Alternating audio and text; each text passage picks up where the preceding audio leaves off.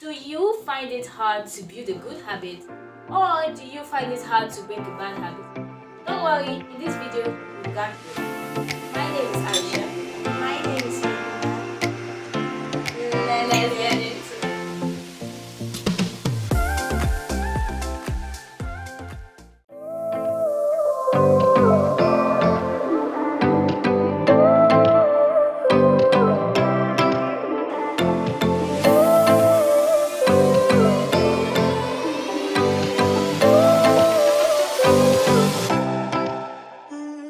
What is a habit? A habit is an action performed over and over again until it is done without conscious thoughts.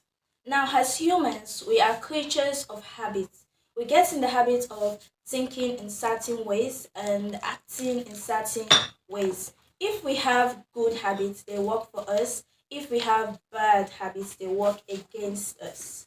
So, now, according to Chris Sneku, what you do is who you are. So, the various actions and activities we perform every day, consciously or subconsciously, builds up to who we are presently. We must understand that if we do not consciously form good habits, we will subconsciously form bad ones. With that said, knowing the vital role our actions and various activities we perform every day plays in the aspect of our character, behaviors, attitude, our lives as a whole.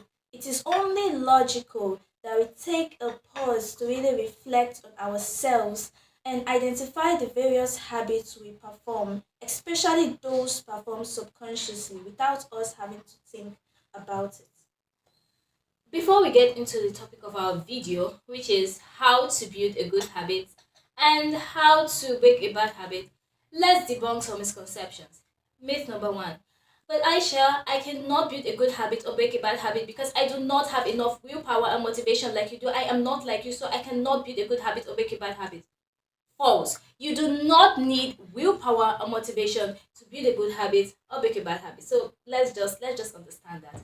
Myth number two. Oh, I should have had this habit for the longest period of time. So there's nothing or no tips that you can tell me that can make me, improve or lose this bad habit because this bad habit has become part of me. It is me. It is impossible for me to stop being this way. False. There is no habit that you have that is permanent. We are not our habit.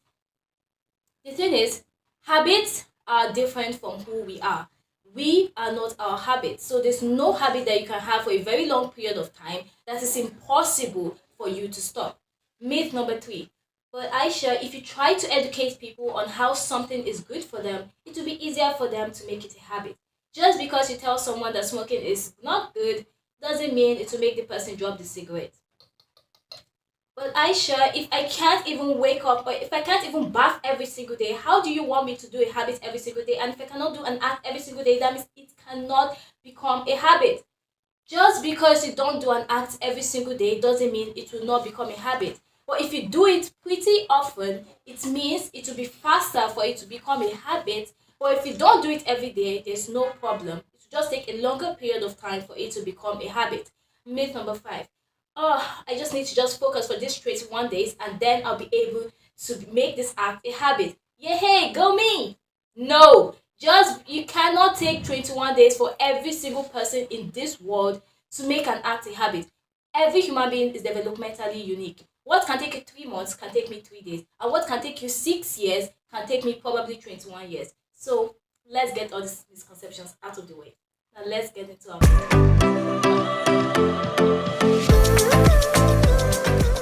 every small habit. Yoruba Bauta says that make it so easy that you can't say no. When you see people who struggle to build a good habit, they often say things like they don't have enough willpower or motivation to do it. You do not need willpower or motivation to be able to build a good habit or break a bad habit. Research have shown that willpower is like a muscle. When you flex it too much or when you use it too much, it gets tired or it gets fatigued. And same thing with motivation. Motivation ebbs and it flows, it rises and it falls. Professor B.J. Stanford Fogg, he said motivation is like a wave. It comes and sometimes it rises and sometimes it falls. So the best thing, rather than basing it off on willpower motivation, the best thing for us is to break our habit into small chunks that it is so hard for us to say no to it. Like we do not even need motivation to do it. Like for example, rather than doing 50 push-ups per day, why not do one? Rather than doing 20 minutes of meditation, why not do 2 minutes of meditation? Rather than waking up every single day and making your bed, why not just wake up every single day and just arrange your pillow? Like break it to the lowest minimum for you that you don't need motivation to do it. It will be so easy for you to do it. Number two, if you sleep up, get back on track easily.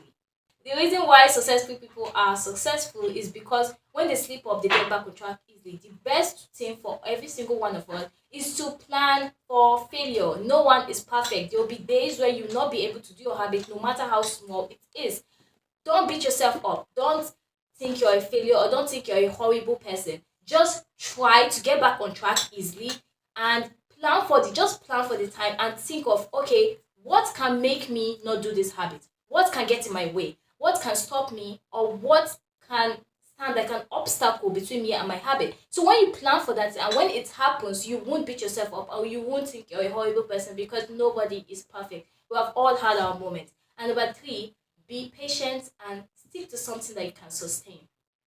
The one thing about every single human being in this world is we tend to raise the bar too high. Come on, we are all humans, we are not perfect. We need to start with something so small that it is so easy for us to just put our leg on the ladder and just keep climbing up and keep raising the bar high, or keep raising it higher the more we go. So we do not need to raise the bar too high, and we need to be patient with ourselves. Be patient with yourself. You're a human being and you make mistakes. Be very patient with yourself. You know yourself more than anybody, and you know how long it takes you to build a good habit. Don't base it off on all those myths. Don't base it on those 21 days. If it takes you 1 month, if it takes you 3 years, be patient with yourself. The time that act to become a habit will come. So don't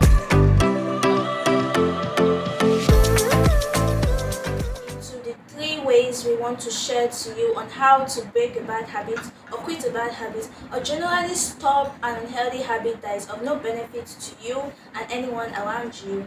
I would like to shed light on some areas specifically on this topic that have been frequently ignored. So, as humans, we are either creating or destroying, and this also applies to habits. We are either engaging in a good habit or a bad habit, consciously or subconsciously.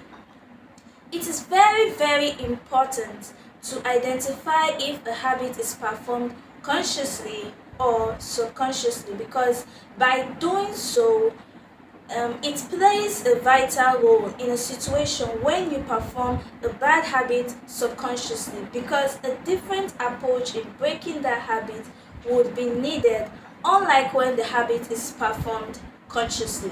And you might be thinking, who would engage in a bad habit consciously? Well, that is definitely possible, especially when he or she doesn't know whether this habit is good or bad. Okay, take for instance, why is it so easy for a 5-year-old child to identify that lying, stealing, insulting are all bad habits, or it is so easy for him or her to accept that this is wrong and that is right, but 18 years old of that child is found to engage in those acts? Okay. In a logical sense, 18 years old of that child is expected to be more smarter, matured, and certainly should be able to identify what's right and what's wrong. So, why?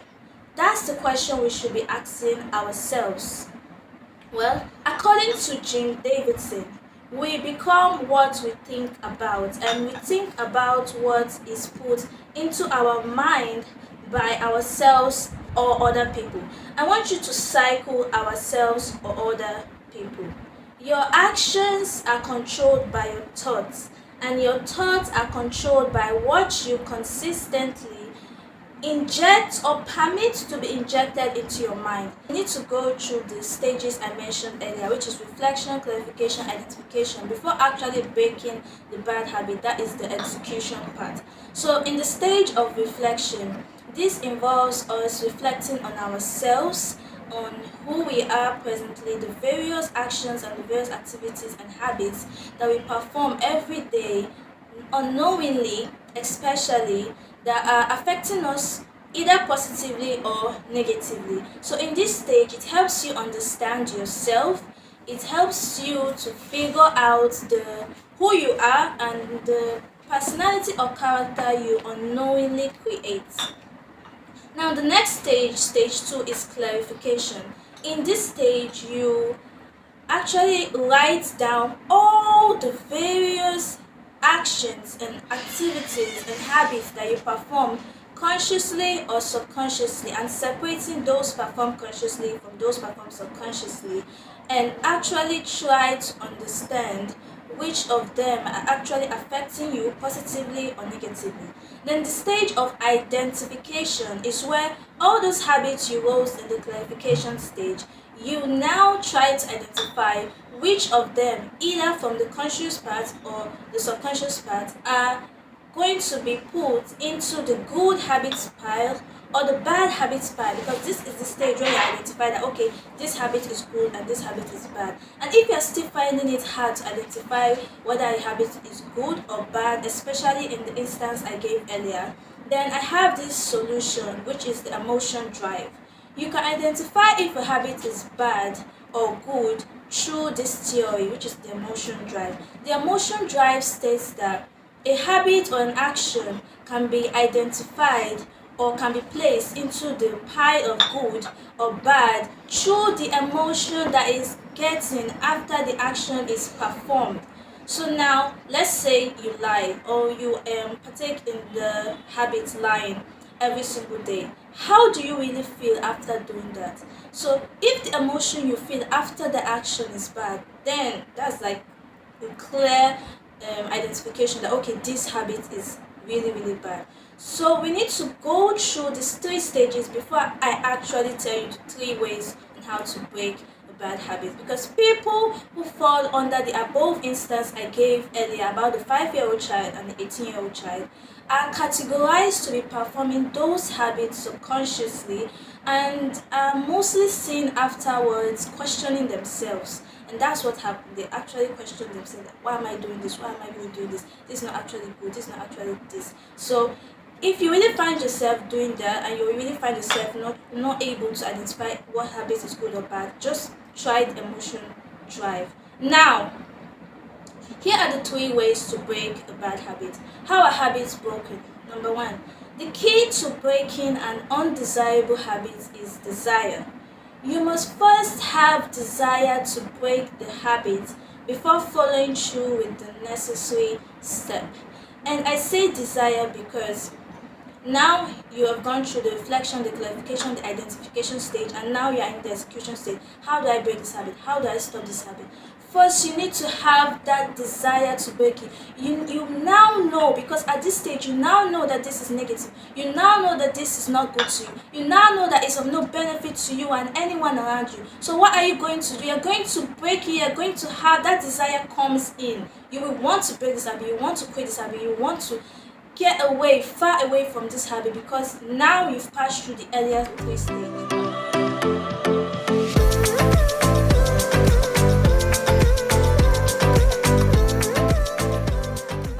Two, you can eliminate a bad habit with two simple resolutions. Now, I didn't say they are easy, but it isn't hard. The two simple resolutions are I can and I will.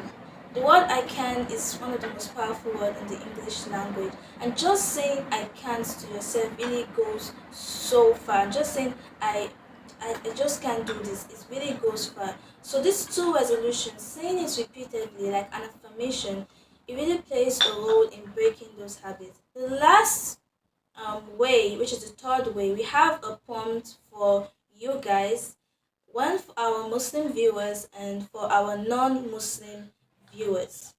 So, for our Muslim viewers, I want you to look at the right side, and for our non-Muslim viewers, I want you to look at the left side. Here are the prompts.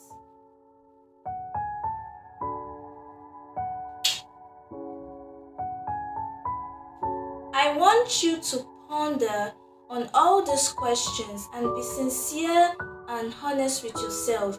Be true to yourself and answer them, because the answers to these questions will prove to you that all these habits are of no benefit to you, anyone around you, are not bringing you anything. They are all negative, and it will show to you that okay, it's time to replace them, it's time to stop them, it's time to actually break this habit and get rid of it. I'm quitting this, I'm quitting this, I'm quitting this.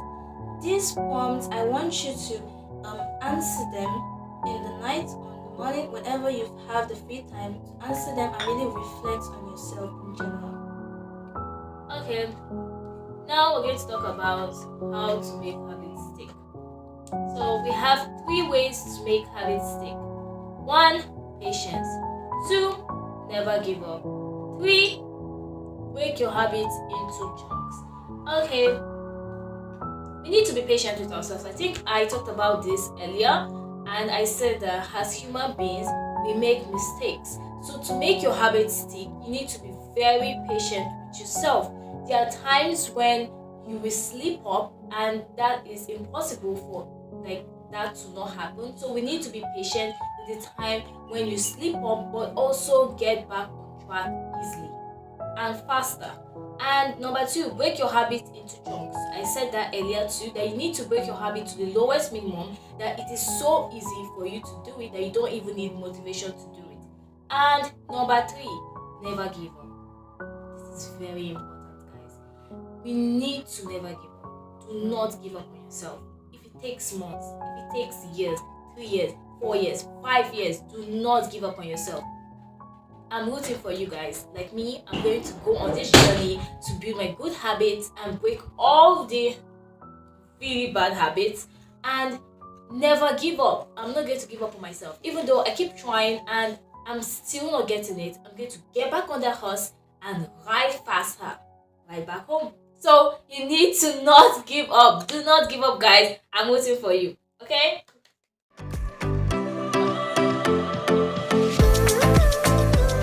I would like to recommend is Atomic Habits by James Clear. It's a very good book. I will recommend you guys to check it out immediately.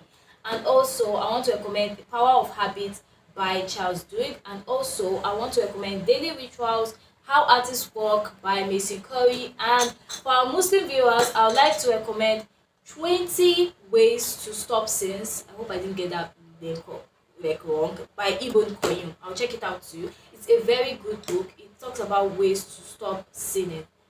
Okay, so we've come to the end of our video. Yes, like and subscribe. Also ring the notification bells for more of our videos. And comment if you feel like maybe there's something we didn't say, or you want us to expand on how to break bad habits only talking about bad habits. Yeah. Because my sister was really passionate about that topic and she wants to say more. Then just comment below and we'll do a video for only that, or just for good habits, or anything. Just